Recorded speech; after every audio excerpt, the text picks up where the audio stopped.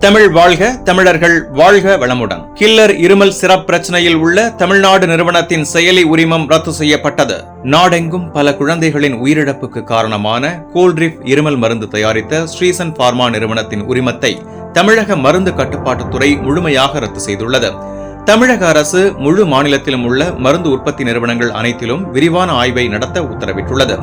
மருந்து கட்டுப்பாட்டுத்துறை வெளியிட்ட அதிகாரப்பூர்வ அறிக்கையில் கூறப்பட்டதாவது, ஸ்ரீசன் பார்மாவிற்கு 2021 மற்றும் 2022 ஆண்டுகளில் விதிமுறைகள் மீறியதற்காக ஒழுங்கு நடவடிக்கை எடுக்கப்பட்டிருந்தது.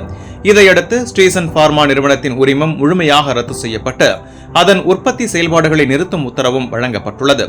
மேலும் மாநிலம் முழுவதும் உள்ள மருந்து நிறுவனங்கள் மீது விரிவான விசாரணை நடைபெற்று வருகிறது.